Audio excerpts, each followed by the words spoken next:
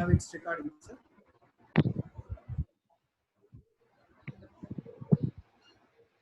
చూపిస్తున్నాను ఒకసారి hand over చేయడానికి.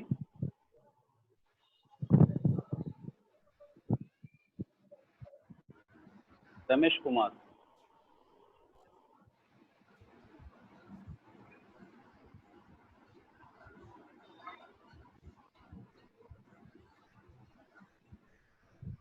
Sir, hand over, Ramesh Kumar sir. I hand over to you. So can I share the screen now? Yes, sir. Yes, sir. You can share. You can share, sir.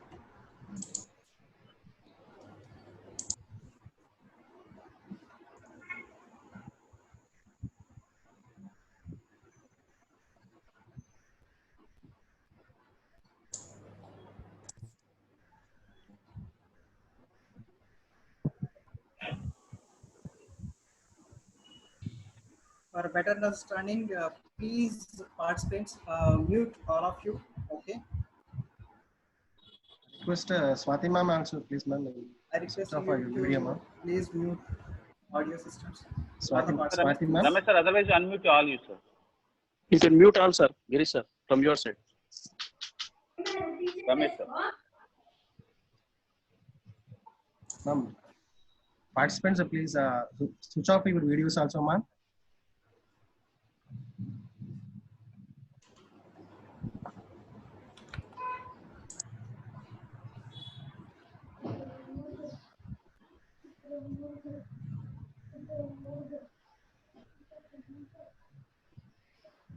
So can I start, sir? Yes, sir. You can know, Yes, sir. yes, sir. You can start, sir. Yeah. First of all, thank you for giving me this opportunity, especially Dr. Girish. So actually, he's one of my best friend. Once again, thank you for giving me this opportunity. So basically, I am Ramesh Kumar, Dr. V. Ramesh Kumar. I completed my PhD from IIT Roorkee. While doing my PhD, my basic research area is something like VLSI nano interconnections. There I have worked on some carbon nanotube interconnections and their modeling. And after that, so I shifted my gaze towards some digital design. Okay, that work is still continuing, but this is my different area. And, this work I started actually of my own. So in this field, we are trying to designing some ternary logic gates using futuristic nano devices. Basically, in the class we have teach some digital electronics, which is having the binary logic. But here, as an advanced stage, we are trying to designing digital design using the ternary logic, where the logic is having 3 levels. Okay. So first, let me discuss about the ternary logic. After that, we will try to see what type of devices we are using for designing of these logic gates. So I will give the brief introduction about the ternary logic now. And this is my brief presentation outline.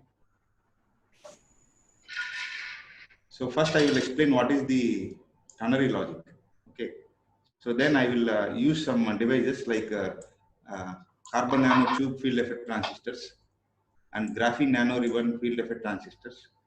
And using these devices, and we will try to design the ternary logic gates.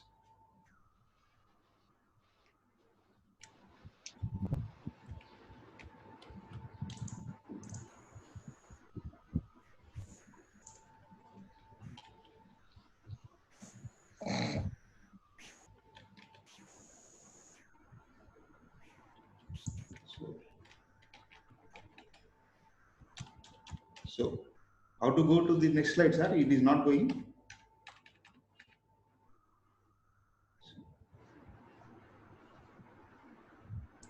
Maybe I've used some cursors there.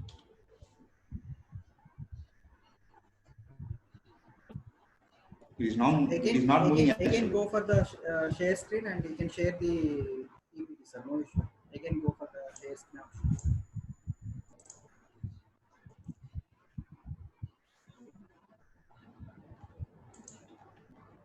Yeah, thank you. So let us start with the conventional digital signal, which is a binary logic having 2 different levels. As of it is having 0 and 1 only, right? So 0 means a logic 0 volts and 1 means a VDD. It is a full signal. This is something like a binary signal. If you want to design a circuit, universal as a universal case, you can take a CMOS inverter. If you design an inverter in binary logic, what you will do generally, you will apply input 0, so where the output is inverted, and if you apply input is VDD, so you will get a 0. So there is only 2 levels here, 0 and VDD, and output is also a 2-level signal. So it is basically a binary signal. Suppose as a case study, if you want to store a data of 12, decimal number 12 in binary logic, we will store it as something like 1100, right? So this is 2 power 0 here, this is 2 power 1, this is 2 power 2, and this is 2 power 3. Something like 8 plus 4, which is equal to 12. Okay. So what we observe that if you want to store a 12 here, you need a 4-bit data, something like 1100. Okay. So this is an example, and this inverter, you know it very well. Huh? We don't need to discuss it again. Somebody is not in the VLSI field, we can say that if you apply a input is 0 here, the PMOS is on and NMOS is off. So you will get a VDD here.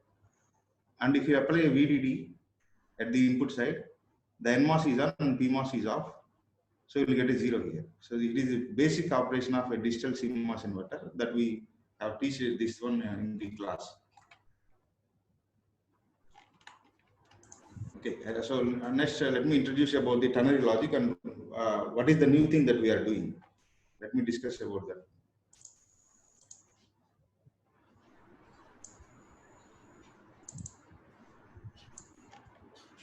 So in ternary logic, basically we are having 3 different levels, right? As different to the previous one, we are now having 3 different levels: logic 0, logic 1, and logic 2. Okay, what about this third different means? It is something like half of the VDD value. Previously, we have taken only the 0 and VDD, which is logic 0 and logic 1. Now we have using 3 different values: 0, 1, and 2, where 1 means half of the VDD, and the logic 2 means full VDD. So these are the 3 different levels now we are going to use. Okay, and what is the advantage of using the 3 different levels? You can see this one. Okay, as a case study, you can see this one. Suppose if you want to store the data of 12 again, okay. So previously, how we have stored the 12? We have used for a 4-bit data, which is 1100. Okay. Now if you want to store a decimal number 12, the data is represented as something like 110. Okay. So 12 is represented as 110 in ternary logic. So there we have only a 3-bit. Means we are saving the memory. You can see the generalized statement like this. Using the small memory chip size, we can store large information. Okay. So it means that we are saving the chip area, we are saving the interconnect complexity. So everything will be saved. Okay. So that is the main thing. That's why we are going for ternary logics. Okay. So now we can see the signal also. Signal is having 3 different levels: logic 0, logic 1, and logic 2. So where logic 1 means half of VDD and logic 2 means full VDD. Okay. And if you want to design an inverter here, you can. It seems to be a digital inverter only, but it was somewhat different. We will see this one later very clearly. But right now, you please see the circuit is like this only, where the input may be a 0, 1, and 2. Okay.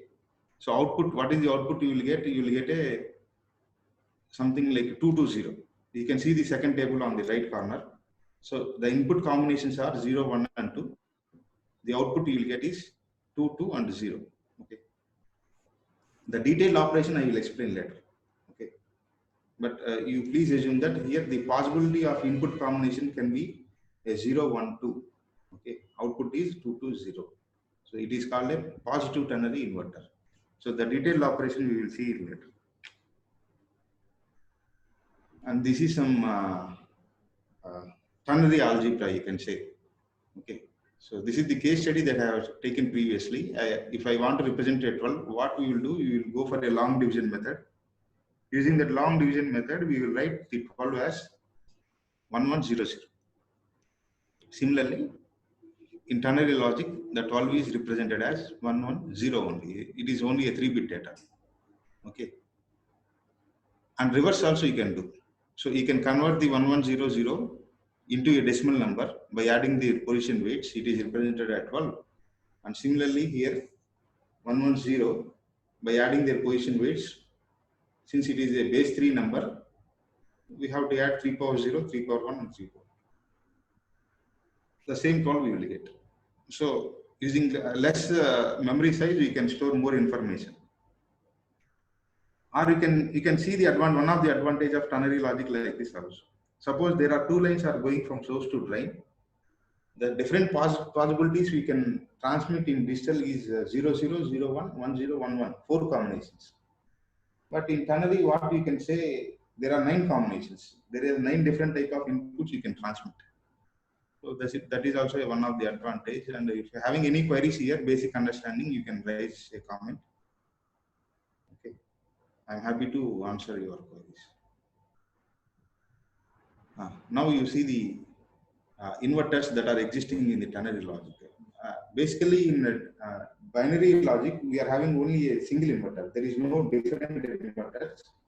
A single inverter would produce the inversion of the input. Whereas in ternary logic, so there are 3 different type of inverters exist. Okay. So let me explain these 3 so that you can understand. So the input combination may be a 0, 1, 2.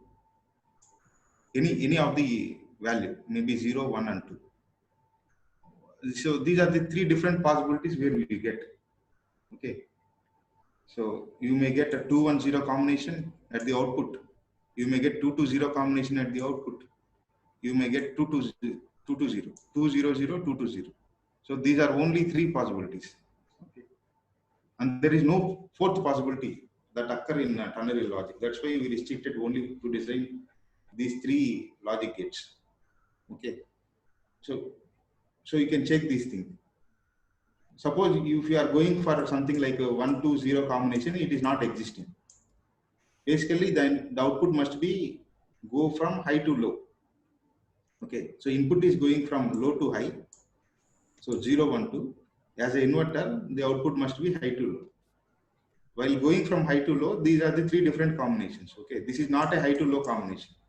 So 1, 2, 0 you cannot get, or something like 2, 1, 2 you cannot get. Why? Because this is high value, this is low value, and again this is high value. So these combinations will not exist. Only these 3 combinations exist.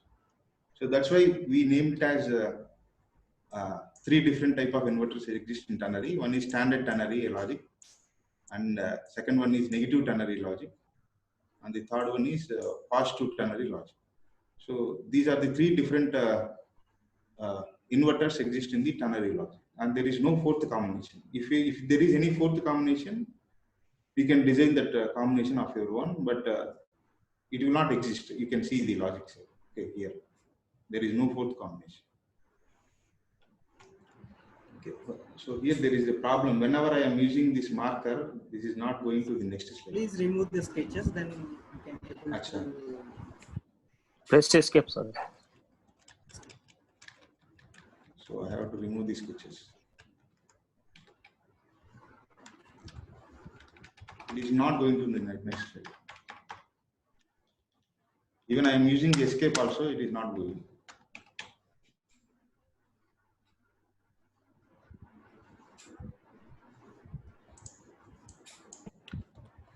So again I have to leave the screen and okay.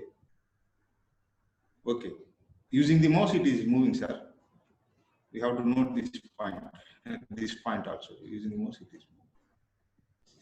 So this is about the inverters of ternary logic. And we can see some complex logic gates also. You can understand at the same level, you can see the complex logic gates. Okay. Like AND gate, NAND gate, NOR gate, OR gate. So these logics also we can understand at the same level.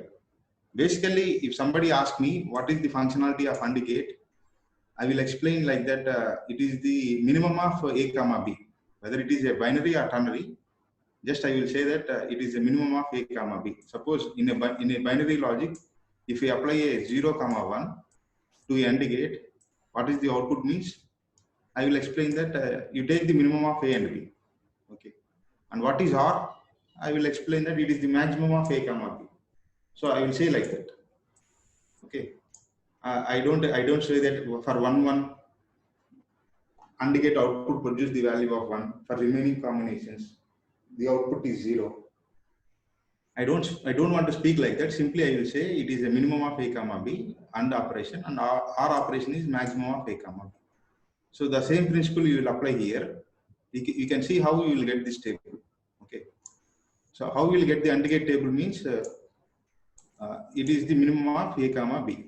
So this is the A input and B input. So ternary AND gate, how will produce? You take the minimum of A comma B. Okay. So that you will get the AND gate output. Then what about this one, OR gate? You take the maximum of A comma B. So you take the maximum number. So that you will get the OR gate function. And NAND and NOR is the inverters of AND and OR respectively. Okay.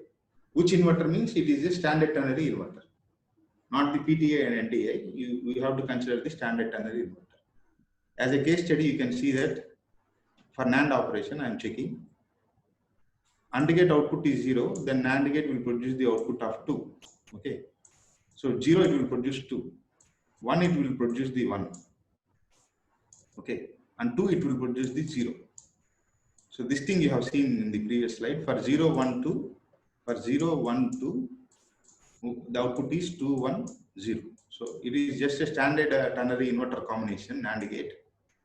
And NOR gate is also a standard ternary inverter combination of OR. Okay. So those who are actually interested on some digital logics and VHDL, Verilog, so what they will do that they will instead of doing the conventional binary logics, you can go for the ternary logic designs. Okay, we can design the transistors, we can design the logic gates, memories, flip-flops, counters. Those things you can try it in ternary logic. Still the people are accepting the papers in ternary logic, so that you can try these things in order to publish your papers very easily.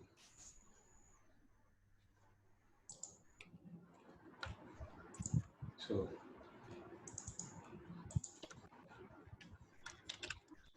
Close the annotation and move the screen. what, sir? Close the annotation and move the screen. Annotation. Okay.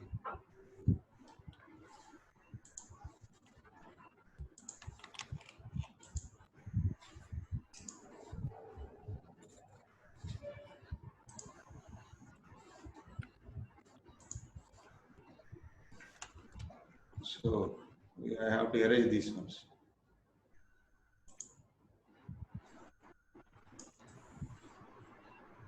So let me erase these things. So this is again reflecting in the next slide.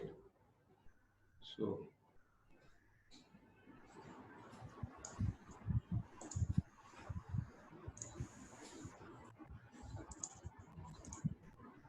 okay. So we completed the inverters. Sir, your screen is not shared, sir. Screen is not shared.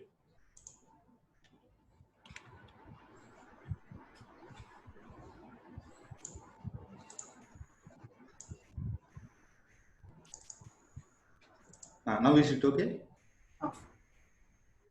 Okay.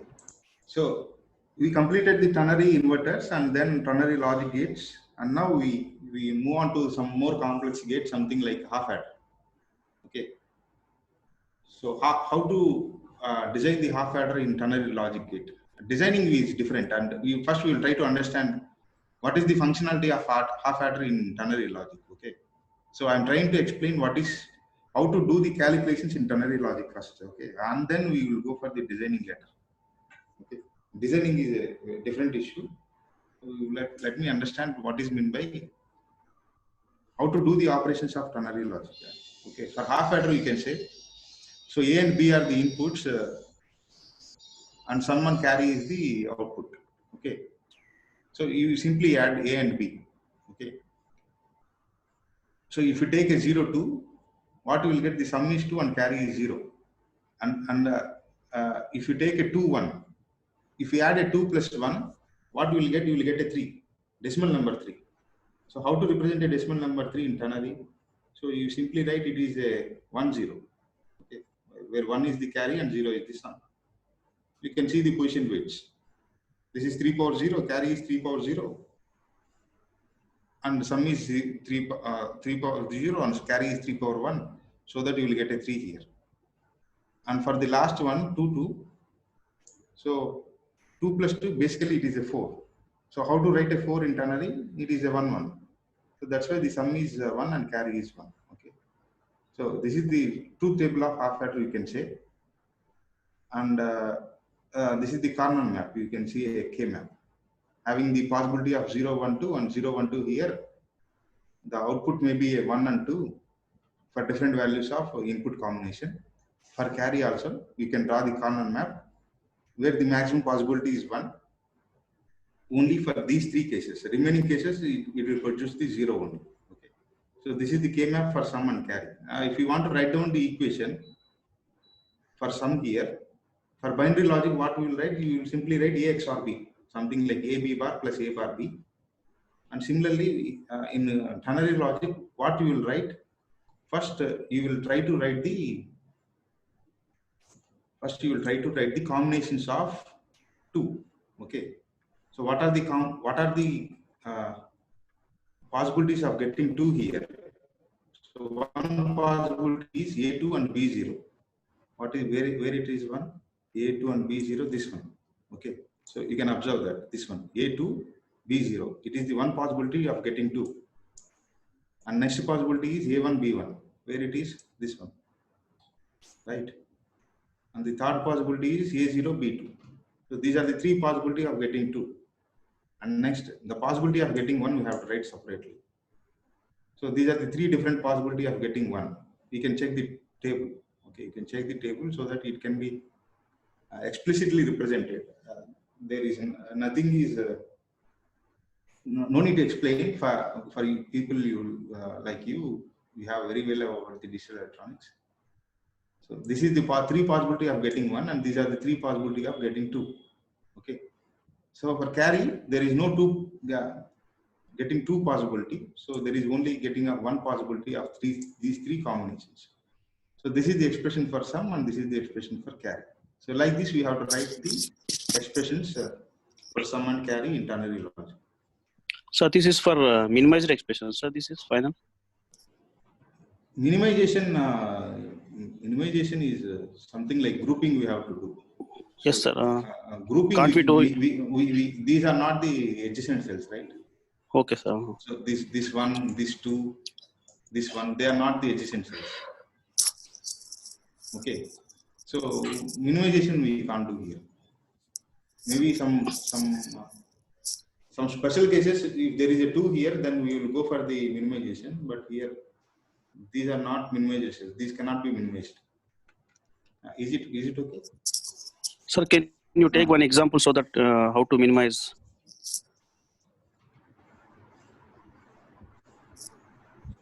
Minimization.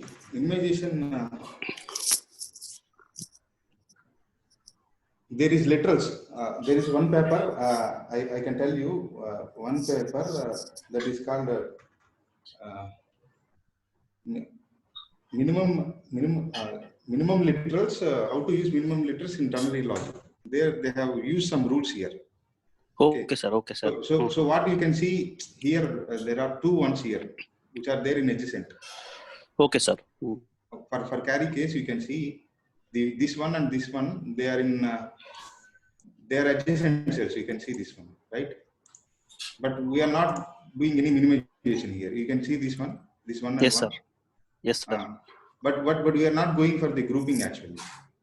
Okay. So that is the difference basically between the binary and ternary. So for minimization, what we will generally follow, that we will go for the minimum literals. There is some rules here also, like in Boolean algebra, what you will write a bar plus ab. Suppose there is a function like a bar plus ab, we will simply write it is a bar plus b, right? Yes, sir. So this is basically a distribution law. A plus a bar into a plus b. Yes, sir. Yes, sir. So like this also, in ternary logic also some rules are there. So they are called minimum literals rules. You can go through that paper. You can search. Okay, sir. I will go through it. I will go through it, sir. Okay. So Thank you, sir. using those rules, we can minimize the function. Okay, But thank here you so much. we are not doing the minimization. Okay. Okay, sir.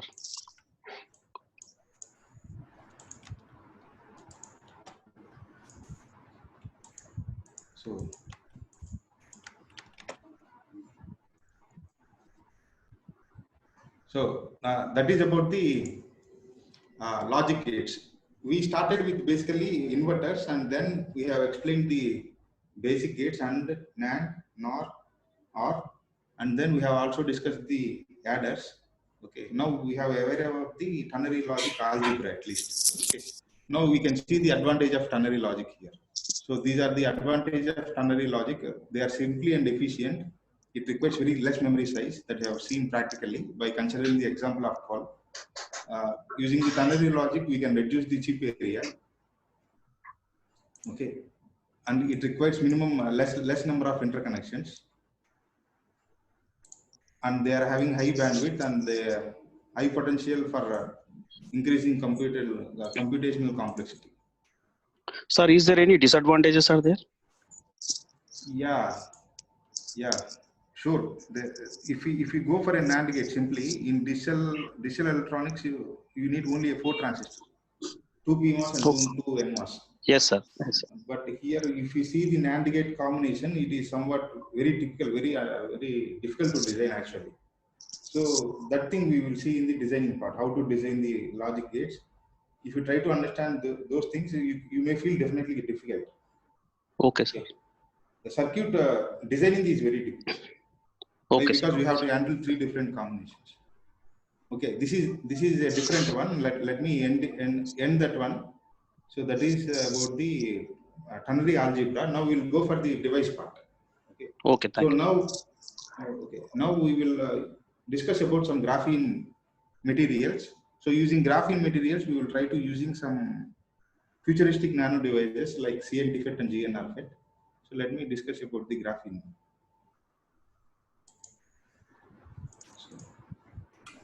So these are some properties of graphene. Their mechanical strength is very strong. Even they are 10 times stronger than steel. Okay. Optical properties are very good. The transmission ratio is 97.7%. So they are ideally used for the optical interconnections and all those things also. You can see the electrical property. The electron mobility is very high. It is very much. If you can compare the mobility between the copper and graphene, we can see that it is only 10 power 5 centimeters square per volt second in copper, and where it is only 10 power 3 in copper. It is, you can say, almost 100 times faster than conventional copper material. It is having the large current densities. It is having 10 power 9, and copper is only 10 power 7. So you don't get any electromigration effect here if you use the graphene as interconnection. And thermal properties are also very good. These are some major areas where the graphene is using. We can go for a transistor design. Even we can design 1 nanometer. What is the resistivity of graphene, sir? Resistivity of graphene. So basically, it is not a fixed value. It depends on the shape of the graphene. You can use the graphene as a metal and as a semiconductor. As a metal case, it is very less. As a semiconductor case, it is very high. Okay. So that's why I didn't place the resistivity value here. Sir, if it is in metal condition, then what is the value? If it is a metal condition, the resistivity is low. If it is a semiconductor condition, it is high value. So that's why I didn't place that resistivity here. But I will explain those things also. Yeah. Okay. Using some energy band diagrams, I will explain how it will behave as metal and semiconductor. Those things I will explain. Okay. And these are some applications. You can design super small transistors, high frequency electronic devices, on-chip interconnections, 3D interconnections. You can use in different areas of VLSI. You can see the structure of graphene. It is a two-dimensional structure. You can see there is a sheet placed on a table. You can say, which is a two-dimensional. Okay, so there is a sheet, and if we confine the structure only in the highlighted part, okay, so this is the confined structure, highlighted one, green one. So if we confine the structure, what will happen? You will get a sheet like this, okay, where the edge is seems to be a zigzag pattern. You can see the edge, okay. You can see the edge. The edge is something like look like this. If we confine the structure like a zigzag pattern, it is called zigzag GNR. The name is zigzag. If we confine the structure in different pattern where the edge is something like an armchair, now we can see this is one GNR having the edge shape is look like this. Okay. You can see the edge shape. It is something like a armchair. This is one type of GNR and this is second type of GNR. So this GNR is acting as a metal and this GNR is acting as a semiconductor or metal, both. Okay. This is one of the remarkable property for graphenes. They can be used as a semiconductor and metal both. Okay. If it is an armchair, if it is a zigzag, then it will always act as a metal. There is a condition for this one armchair, and that I will discuss that condition later. But you please remember that zigzag GNRs are metal and armchair GNRs are semiconductor metals. So I will go for the next slide.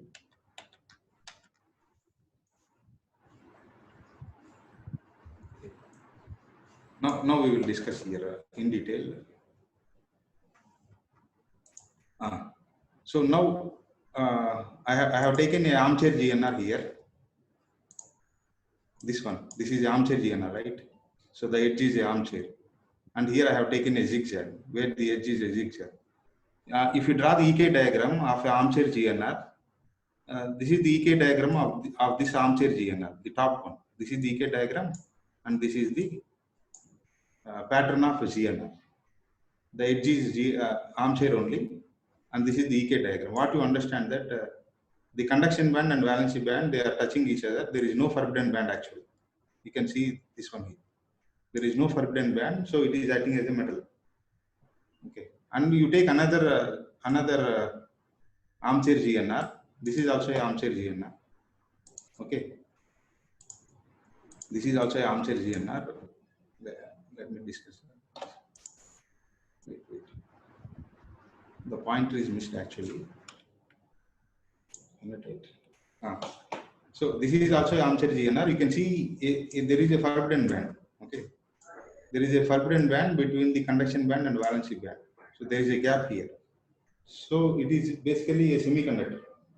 Okay, so the same armchair GNR, one case it is acting as a metal, and one case it is acting as a semiconductor. Okay, this is the property that we found basically. Okay, so how you decide? How you know the given armchair GNR is metal or semiconductor? So what you will do that you count the number of atoms across the edge. Okay, here if you count the number of atoms across the edge here, so how many atoms? 1, 2, 3, 4, 5, 6, 7. Okay, so there are 7 atoms here. 1, 2, 3, 4, 5, 6, 7. Let me write down the number here. There are 7 atoms across the edge here, and here 1, 2, 3, 4, 5. 11. So there are 11. There are 11 atoms here and there are 7 atoms here on the edge. Okay. So as a universal rule, there is a factor like this, 3p plus 2.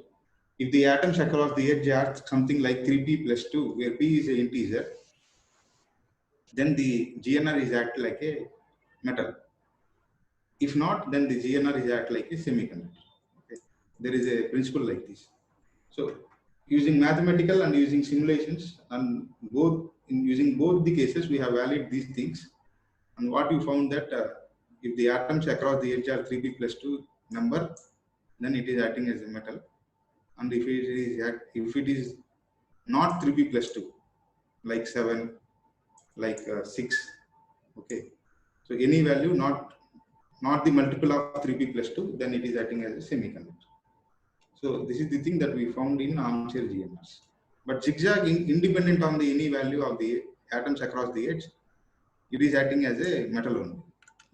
So this is the key point that we observed basically. Okay. So what happened means what is the advantage of doing these things means you can design the interconnection, you can design the device using the same material, right? For designing the device, basically you need a semiconductor. For designing the interconnection, basically you need a metal. So in a conventional chip design, we will use a silicon as a semiconductor and we will use a copper as a metal. Okay, two different materials we are handling.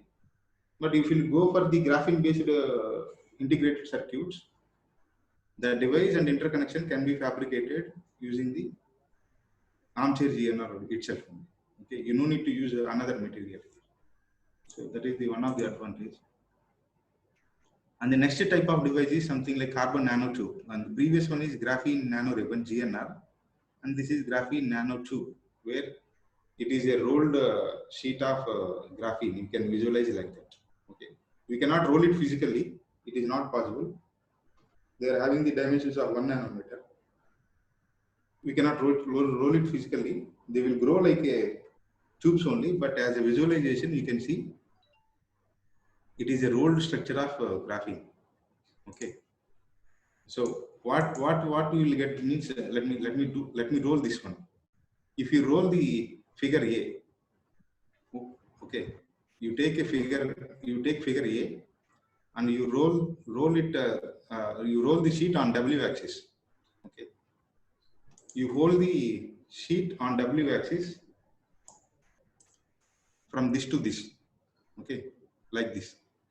So what shape you will get means you take armchair GNR and you roll it like this. What you will get a zigzag CNT.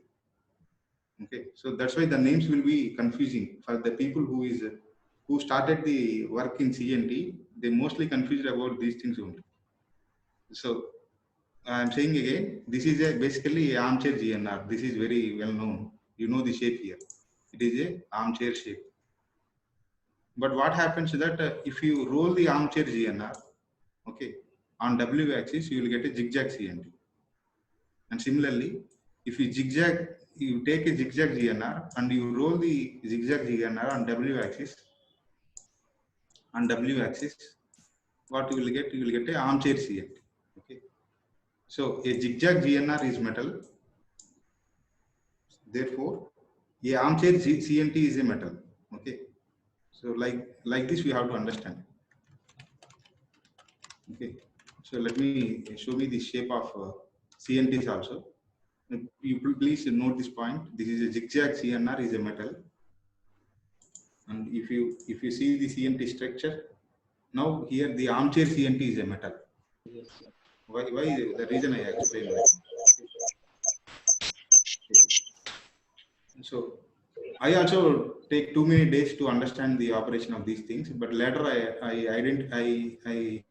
understand like this. Okay, so this is a zigzag GNR metal, and this is the armchair CNT is a metal, and here zigzag CNT is a semi-metallic. You can say semi-metallic, and here armchair GNR is a semi-metallic.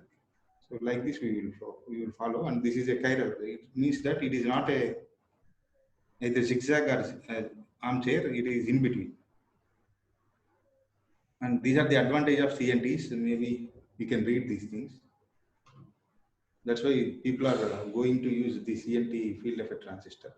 And this is the structure. Let me explain this one now. The conventional MOS structure, maybe you know it, all of you know. There is a source region here. Let me take the annotation. There is a source contact here, and there is a drain contact. Okay, what is this one? These are the metal contacts. Okay, this is source and this is drain, and this one is the channel, the gray one. It is the channel. means it is a semiconducting material. Okay, so the electrons wants to travel from battery negative source to battery positive. Okay, so the electron wants to move from source to drain through the channel. So Sir, please. So there is a gate contact here, means it is acting as a switch. Using the gate control, we can either flow these transistors or you can stop these transistors. It is acting as a switch. Okay, so actually basically the gate will do, it will move the conduction bands either upward direction or downward direction. And please remember that here there is no p-type and there is no n-type materials in CNT. Basically what we will do, we will apply a gate negative for p-type devices. For n-type devices, we will apply a gate is positive, where the conduction is due to electrons. If gate is positive, if gate is negative, the conduction is due to holes. That's it. Okay, so it is basically neither nor p. It depends on the gate voltage. So the blue one is the silicon dioxide insulating layer. Like this, we will design the CNT FETs. Okay. Here, any doubts you can raise. Sir, Ramesh, sir. Yeah, tell me, sir. Sir, actually, normal transistor will use silicon material. The channel is also silicon, sir, N-type or P-type. Yeah. Here, the channel is CNT tube, sir, yes. actually. Yes. Sir, how this crystalline structure of silicon and CNT will be formed, sir, mixed? Is there any mechanism is there, sir? Crystalline structure. Because crystalline structure may be different, sir. Silicon that is bulk CNT. device. Bulk device is different. Nano devices are different. That crystalline structures are basically bulk devices. Bulk devices, electron conduction is different. And here, in nano devices, the electron conduction is due to the energy bands, basically. This is a nano device.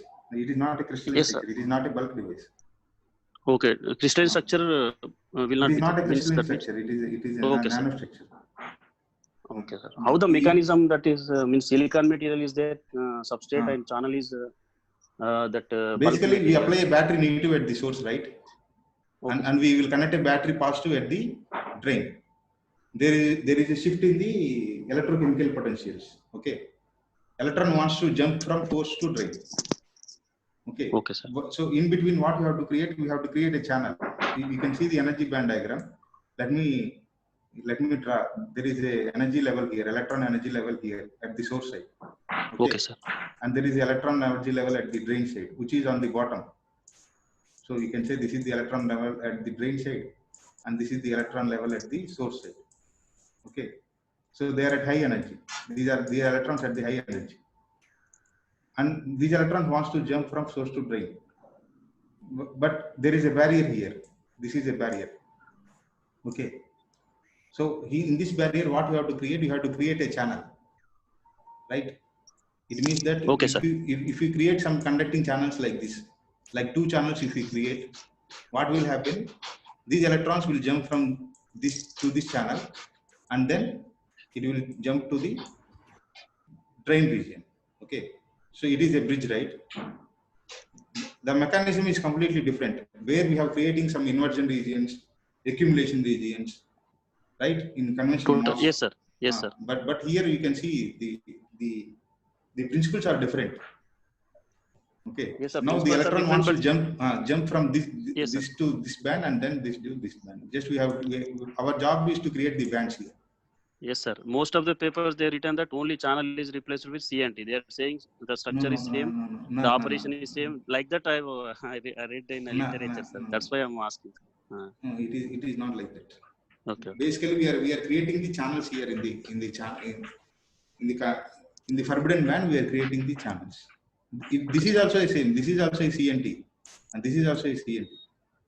Okay, sir. If you need a low resistivity metal, then what you will go for? You will do the doping.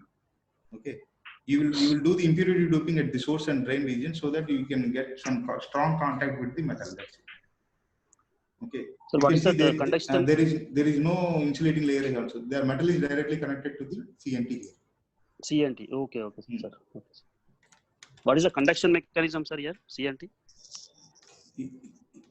See, it is a semiconductor, right? So there is a energy level in the conduction band, and there is the energy level in the valency band. Okay, and this is called forbidden band. Yes, sir. Okay, so you have seen this forbidden band, right? Okay, so suppose the bands are like this. Okay, suppose the bands are like this. Even though you have applied the battery negative here, battery positive here, in the vicinity of this region, is there any energy band? Is there any energy band here? No, there is no energy band, right? It is empty space. It is forbidden band in the channel. Why? Because this is the electron conduction band and this is the electron valency band, right? So now the current is zero. The switch is off. You understand? No. Yes, sir. Yes, sir. Yes, sir. So now what we will do? You will apply some voltage to the gate and you move this conduction band in the vicinity of this region. Okay. Either you shift this energy band to the downward or you shift the energy band to the upward. Okay. So that Okay, sir.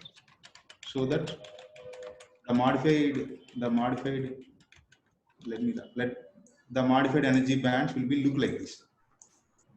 Now what happened? The energy bands are shifted to the downward, right? Yes, sir. Okay. Now again there is a forbidden band. Still it is acting as a semiconductor only. The channel is acting as a semiconductor only. But in the vicinity of this region, we have seen a energy band, right? So now what we'll do? The electron will jump to this band and then it will jump to this band. Okay. Okay. Thank you. It means that Okay, there is a current conduction. Okay, sir. So, but where you learn these things means they're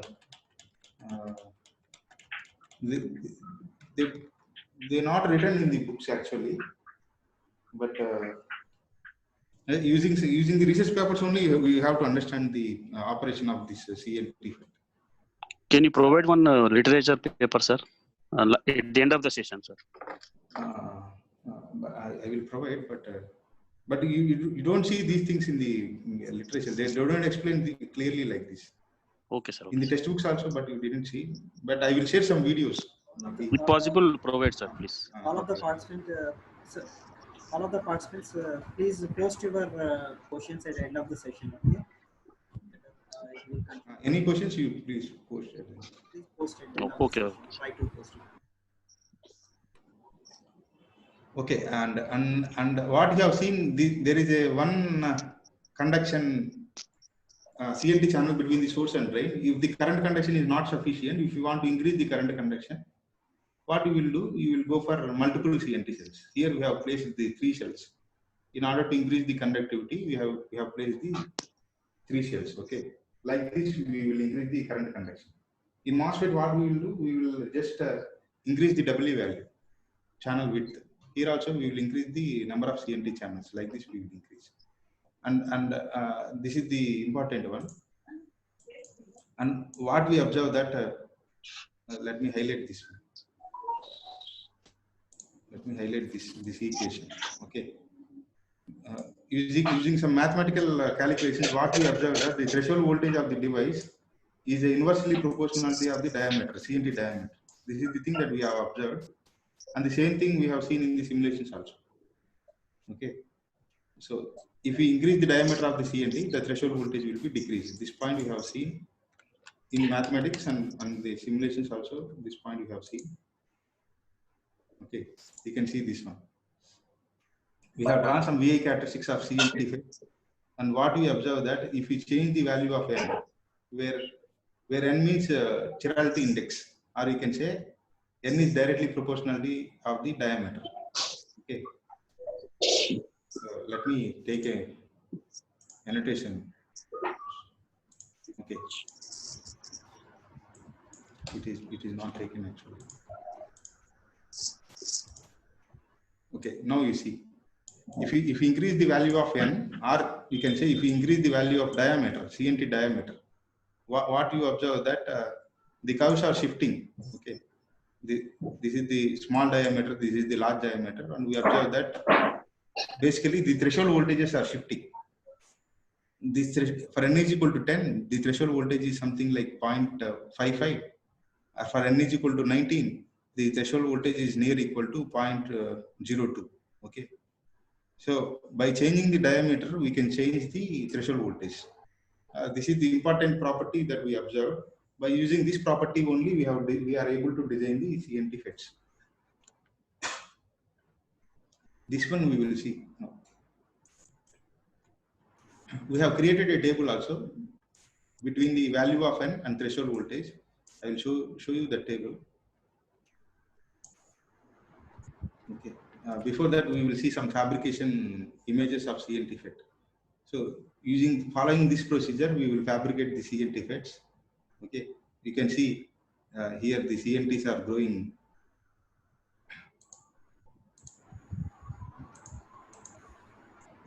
Here the CNTs are growing like this. Okay. So like this, we can fabricate the CNT FET. And I will show you some SCM images also. Okay. Yeah. These are the voids actually. After the etching, these regions will be created. So you can see these are the CNTs which are grown. This is the top view. Okay. So these are the CNTs. Okay. Using the probe method, we can calculate the VI characteristics, and this is the point where they have considered the top circumference, and you can see the CNTs are growing like this also.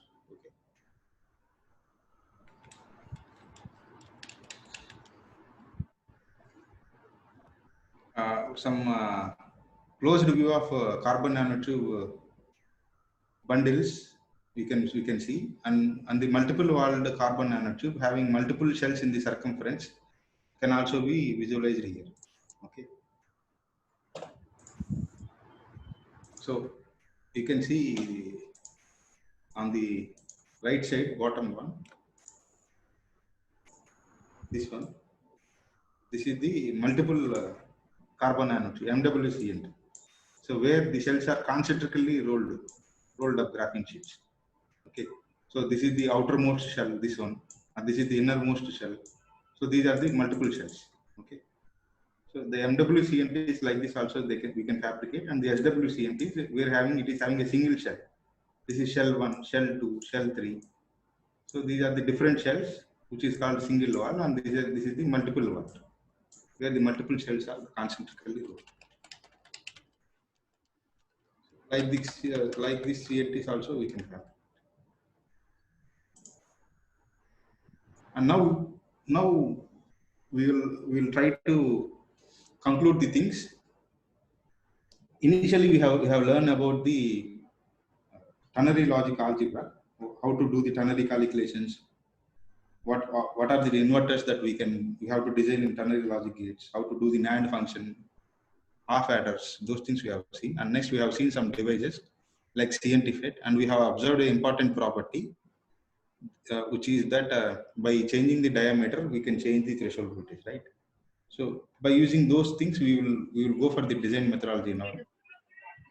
Let me discuss about the positive ternary inverter. Okay. Okay, positive ternary inverter, where the input is 0, 1, 2.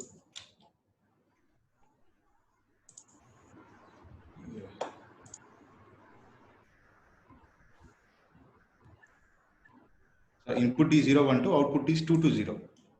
Okay, and this is the chart table that we have designed using some simulations. Okay, so for different values of N, and this is the different values of diameter, and this is the threshold voltage value. You can see if increased in the diameter, if diameter is increases, the threshold voltage is decreases. Okay, the same mathematical, using the mathematical equations also we are getting the same values, and simulations also we are getting the same values. So using the input combination of 0, 1, 2, we have to get a 2 to 0 here. Okay. For this one, we have to design a circuit. How you can design a circuit? You try to discuss this one. Okay. So if input is 0, the PMOS is on and the NMOS is off. So you will get a 2 here. That is the first thing. So this is verified. And next, let me explain the second one. If the input is 1 means VDD is we have taken it is 0.9. So 1 means it is 0.45, half of the VDD. Okay. Suppose the input is 0.45. What about the PMOS? The PMOS is on. Okay. Why? Because it is 0.29. And the NMOS is off. So for 1, again you will get a 2. So this is also verified. Okay. So done. And the last one for input is 2. Input is 2 means 0.9 volt. Okay. For 0.9 volt, the NMOS is off. Sorry, the PMOS is off and the NMOS is on. So what you will get? You will get a 0. So this two table is for verifying for this circuit. So this is basically a positive ternary inverter. And the most surprisingly, if you see the NTA circuit, okay, let me show you the NTA circuit. It will look like this only. This is about the PTA. Maybe you know when the PMOS is on, when the NMOS is on. So this is about the Sorry to PTA. disturb you, sir. Yeah, Archana tell ma'am, me. please mute audio system. Archana ma'am. Archana ma'am, please mute audio. Tell me, sir. Sir, you can unmute, sir. Ramesh, sir, you can unmute everyone. Your option. Ramesh sir, you can mute all sir akkada unta option. Mute all. Yeah, you can mute all. Yeah. So any queries, you just write down the heading to slide number 26 and you write down your comment. I will address the comment at the end of the session. You Okay. just write down the Okay. slide number 26. If you have any queries, you just write. So the surprising thing that I'm trying to discuss that this is the PTA inverter. If you are going to design the NTA inverter, that is also the same. This is NTA inverter, same. Okay. So you can see there is a P and N combination, and here also there is a P and N combination same. But the only difference is we are playing the game with the threshold voltage. Okay. We are altering the threshold voltages. So here for PTI, the threshold voltage is minus 2.5, 2.9, and this is 0.55 for NMOS. And in NTI, you can see the values will be shifted. You can see that one. This is about the NTI. You can see now it is minus 0.55 and it is 0.29. It is shifted actually. Okay. So basically, what you required a device where you are having the ability to control the threshold voltage very easily.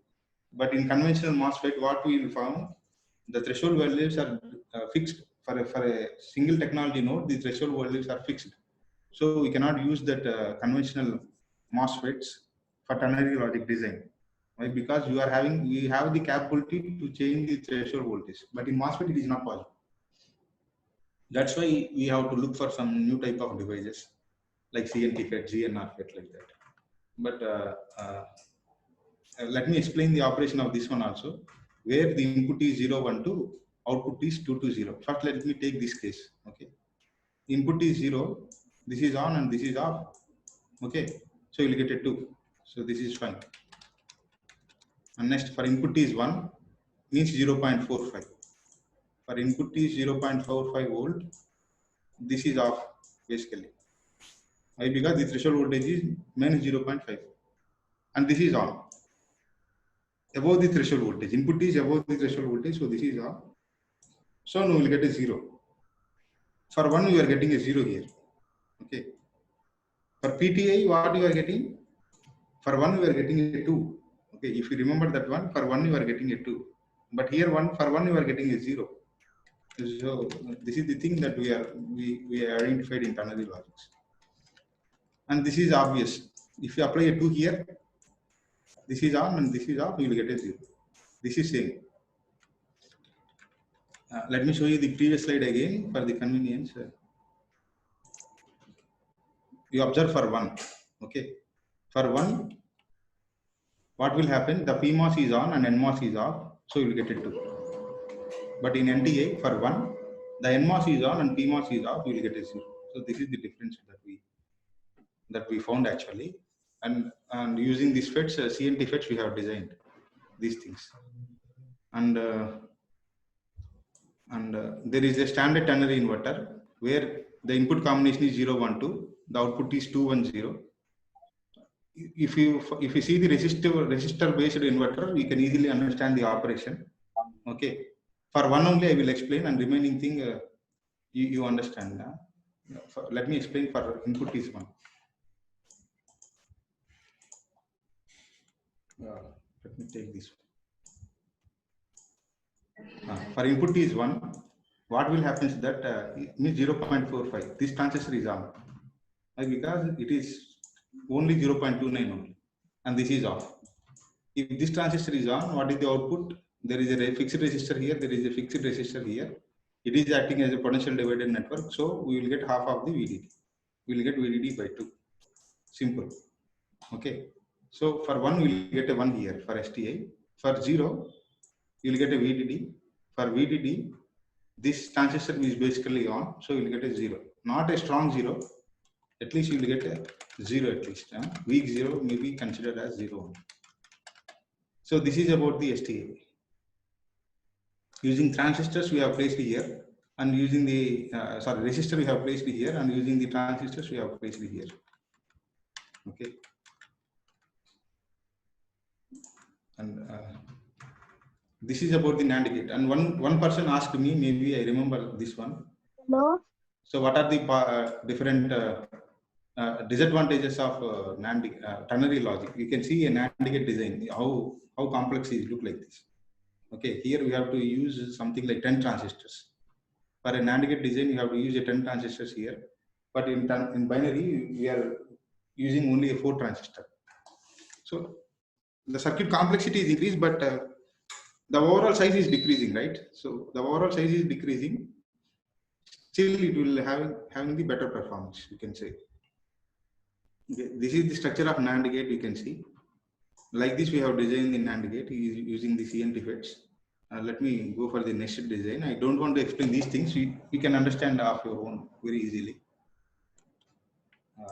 Let me move on to the next slide. And this is the OR gate. This is also we have designed. And then this is the half adder that we discussed previously, these equations. Using these equations, we have designed the circuit also. Okay. Let me explain the circuit here. Now we have placed the decoders A and B. For getting the sum, there are 2 combinations. Possibility of getting 2 here. Let me write down a 2. This is the combination of getting 2, and this is the combination of getting 1. Okay. For getting 2, there are 3 combinations we have seen. This is 1, this is 2, this is 3. Similarly, for getting 1, there are 3 combinations: 1, 2, and 3. Okay. What about this one? This line I will explain only this line. This line is the combination of A2 and B0. So you can write here. So this is the combination of A2 and B0. What it tells you, if the value of A is 2 and B is 0, okay, the sum may be 2. Okay. So using the statements you can see like this. Okay. Or you can check this line. What is this line? This is something like A2 and B2. If A is equal to 2 and B is equal to 2, you may get sum is equal to 1. Okay.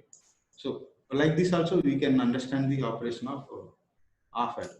Maybe you may feel difficult by seeing the circuits, but as an expert in digital electronics, these are very simple to you. I hope so.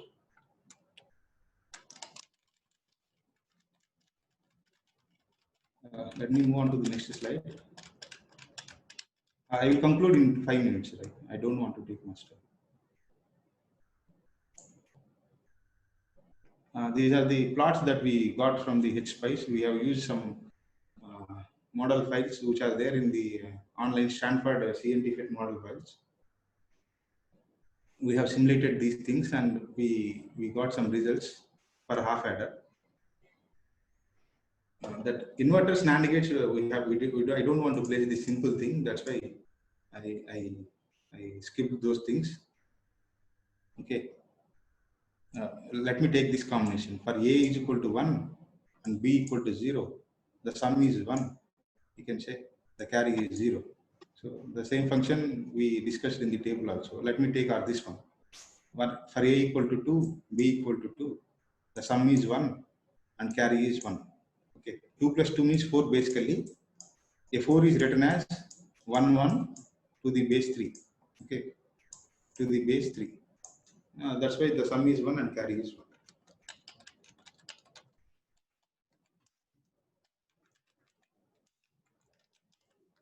Okay. Let me move on to the next slide. So frankly speaking, these CNT based circuits are already there in the literature. So many papers are existed, but as a contribution, my scholars they have taken the reference papers and they have worked a lot, and they have implemented some GNR FIT based ternary logic gates.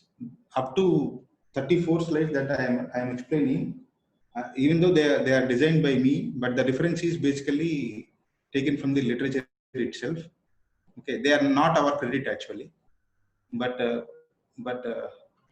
what my students done, that they have used some graphene nanoribbon field effect transistor, and they have designed the ternary logic gates. Okay, this is one of the very highlighted thing you can say that we basically worked out. What we have done, that this is the figure. Okay, that this figure motivates us to design the ternary logic gates using the CNT FITs, using the GNR FITs. So what this figure tells you, that there is a band gap between the number of dimer lines. If the dimer lines are multiple of 3p plus 2, this is that one. If the dimer lines are number of multiples of 3p plus 2, the band gap is very small. They are acting as a metal, so they cannot be used for FETs, right? This one we have also seen in the EK diagram. And these two are the possibilities where we can design the FET. Okay, the green one is the multiple of 3p plus 1, and the red one is the multiple of 3p. So using these two combinations, we can design the FETs where it is having some semiconducting nature, where it shows some semiconducting property. And the dots are the simulations done in the ATK software, that we are having the software in our college. And the thick lines are simulated using the SPICE. Okay, so both results are exactly matching. The ATK is basically it is a atomic toolkit where we can design the atoms, we can design the GNR FET, we can check the band gap, we can check the threshold voltage, even electron densities also we can see. Everything can be seen in quantum-wise ATK atomic toolkit. So there we have done the simulations basically.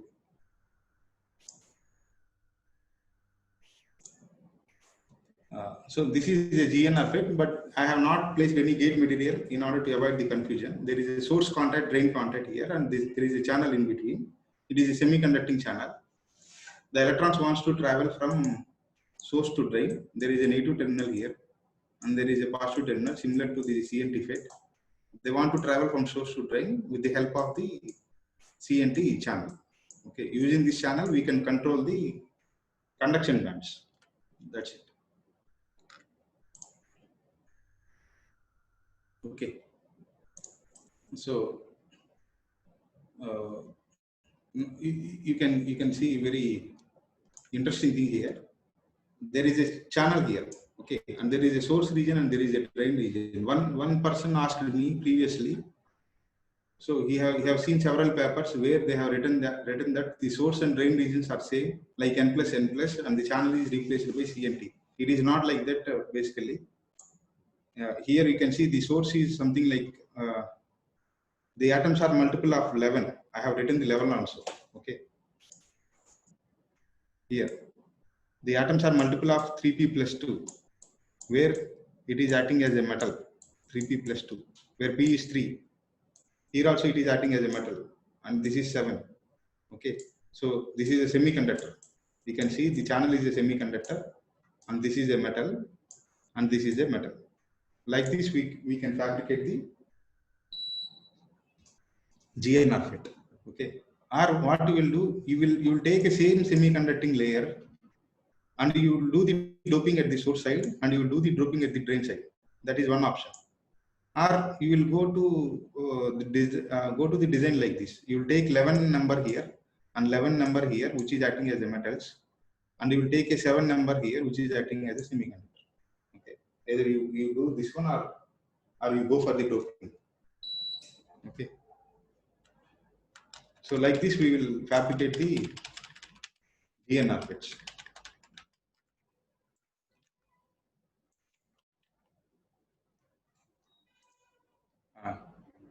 So you can see the chip which is designed on the graphene. Okay. This one you know very well. They are like vertically stacked manner. These are the transistors and these are the interconnections. Okay. This is the conventional chip. If you design a chip like this, it is having only a single layer where the interconnections devices all are placed in a single layer. This is one of the best advantages.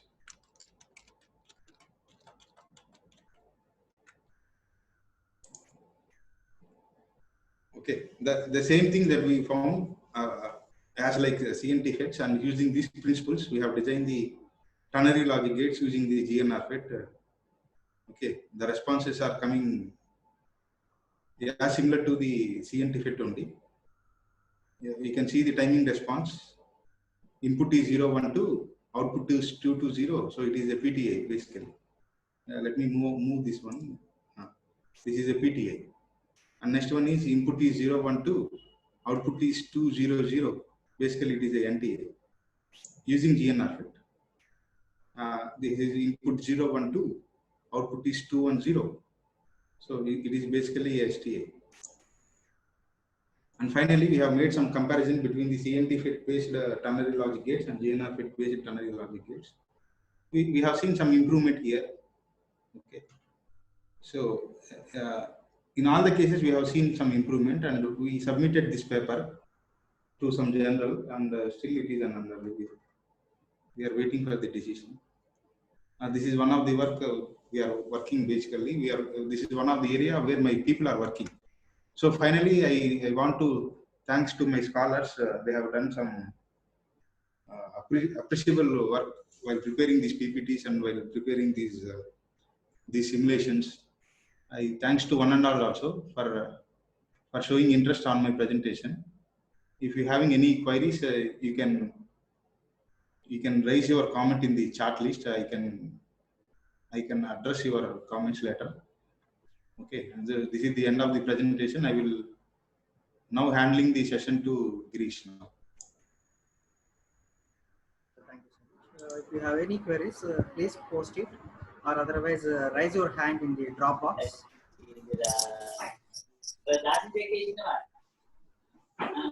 Sir, Praveen sir, please ask. Sir, Ramesh sir. Sir, tell me, sir. Praveen sir, Geetam, Hyderabad. Yeah, tell me, sir. Sir ఏం లేదు sir, అది ఇంకో doubt ఏంటంటే sir, అది మీరు STI పీటీఐలో diameter values ఉన్నాయి కదా sir transistor, CNT అది డైరెక్ట్ టెక్నాలజీ ఫైల్ నుంచి తీసుకుంటారా సార్? లేదు సార్, అది ఎలా తీసుకుంటారు? we have to alter that n value in the netlist. In the netlist, basically if you use a conventional MOSFET, you are having the capability to change the value of W, right? Yes sir. Like this also in CNT FET, you are having the capability to change the value of n, where n is related to the diameter. Okay. Understand? Yes sir. Fine. Okay. All the participants, please fill the feedback link which is shared in the group chat. Please you can do that. Any other queries? One of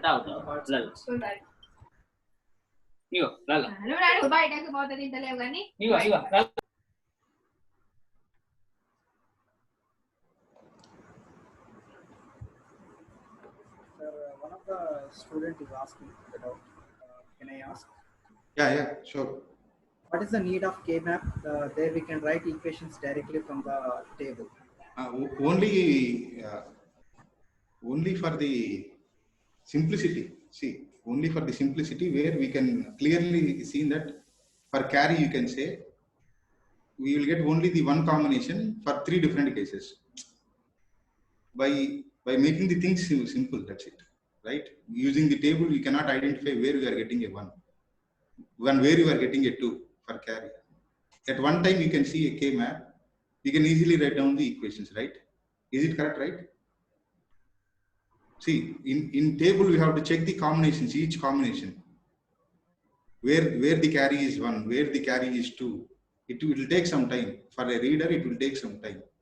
But if you place a table like that, okay, the eyes will be directly contacted to that area where the carry is having a 1, where the carry is having the value of 2, right? Is it understand? Is it understand or no? Yes, sir. Yes, sir. Or let me share the slide also. It is very simple things, sir. Nothing complex. See, first you try to understand the functionality of carry here, okay, and you now you see this table. 3 options are available in the carry. This is very simple, right? Using this table, you can simply write the equation of carry. Okay, this is only for the user friendly, to make user friendly. That's it.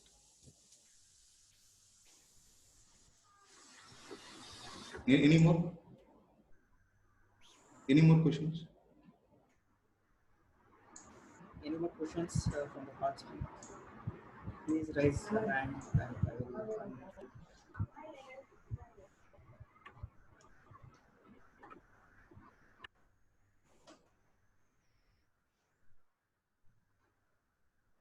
Thank you so much, sir.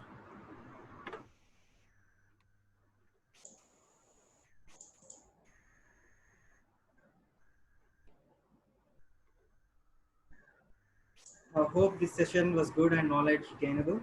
I extend my heartful thanks to all the participants of this webinar. So please give your valuable feedback to the link which is provided in the chat box, and certificates will be sent to you sooner. So it will be open for next half an hour. Please do as soon as possible. So hope you will catch you up later again with some with such programs in the future also. Thank you so much. Thank you, sir, Dr. V. Ramesh Kumar, sir, to deliver your lectures and all those things, and to share your knowledge to things, and the upcoming paper results also which you have shown here. Thank you so much. Thank you, one and all. So can I leave the session? Yes, sir. Yes, sir. Thank you, sir. Sir, every participant, please update the feedback from sir. You will get the certificate. Please do it within half an hour, sir.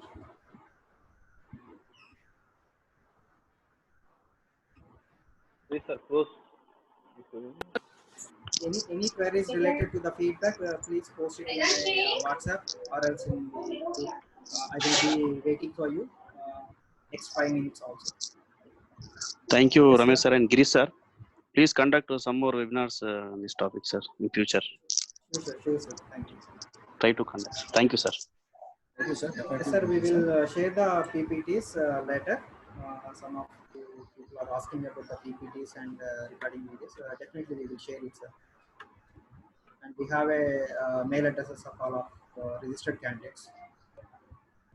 We can share things.